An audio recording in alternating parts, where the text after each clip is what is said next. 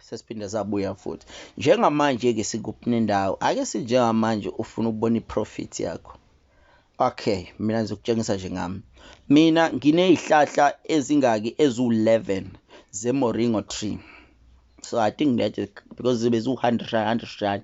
So I think I got like maybe 1,000 something.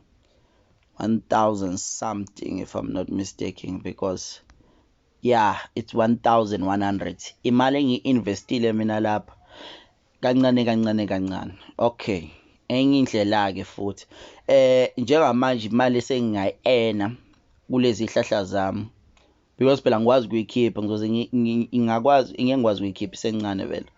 Uthi ayibo yiyo ke le u41 rand 40 cent, yabo. So vele ngokuthi vele ihlahla zami bengithenga nami angiyithengi nge-same date, because nami imali angiyitholi with the same date, ngithola ngey'nsuku ey'hlukene, so angeke ngi-achieve ngesikhathi esisodwa. So bengithenga ngokuhlukana, yabo. La ngathenga 5, uyabona, la ngathenga ngangaki, la ngathenga 5, la ngazothenga 6, sakhumbula hlehle, uyayibona leyo nto leyo. Okay, lani lapho bakuchazela khona ukuthi ahamba kanjani ama-investment akho, uyakuthi wena u-investe. So mina nga-invest kwezinto ey'ningi la, ngisastike kulezi zemoringa tree, amakinati, ngiyayithanda lezo zinto lezo, investe kuzona. Siphumeke lapho sizela ku-wallet. Masiza ku-wallet, this is where lapho-ke okukhulunywa khona ngokudeposita nangoku-withdraw. Okay, ake sisuke-ke lapho, sesiyangena manje ku-top up. Singena la ku-top up, uyabona bakutshela la bathi i-minimum imali ongakwazi ukuyi-investa lapha ku-Fedgroup is 300 kuya phezulu. Imali ongakwazi ukuyi-deposit, awukwazi ukudeposit 100 rand, uyabo, from 300 kuya phezulu, yabo. Okay, ufuna ukudeposita, uzobhala 300 next. Mose uthe next, ufuna ukwenzani? A debit, EFT, thanda EFT. Okay, siqhubeke. EFT bazonginika la ngezansi i-account number, benginike ini i-referent, i-referent iyo le, uyayibo. I-referent leqala ngo-FG 1113499 eyami, bese ukuthi i-account number yiyo le, uyayibo.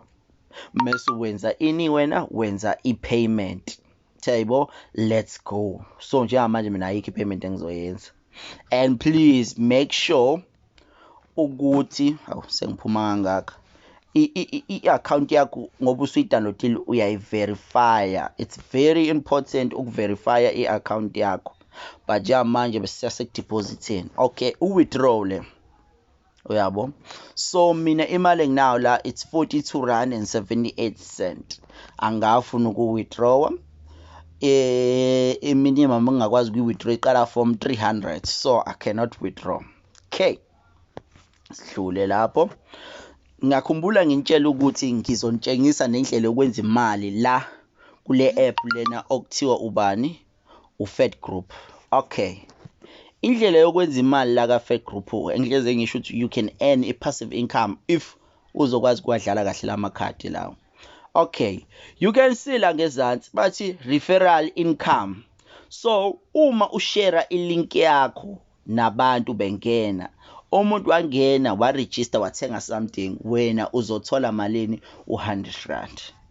Uyayibo, ngegama lesingisi bebiza kuthiwa yile i-affiliate link.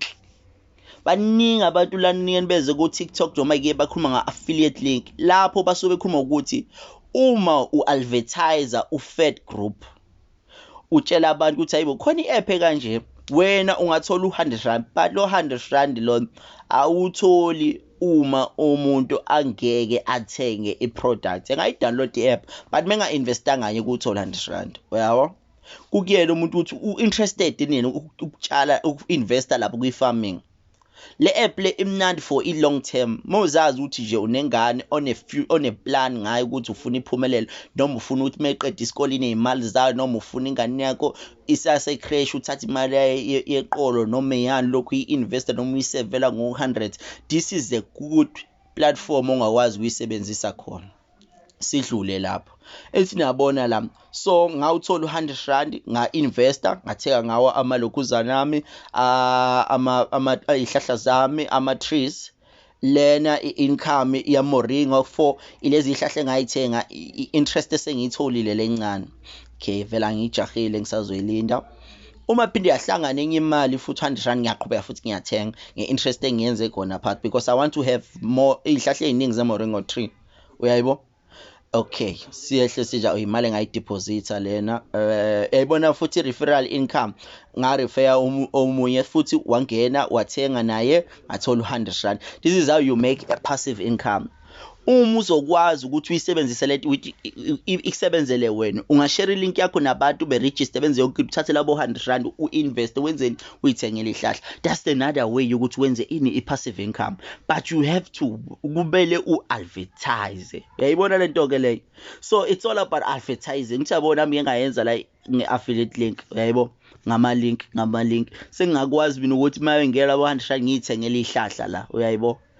Uyithola kanjani ke i-affiliate link? Sesiza la ku profile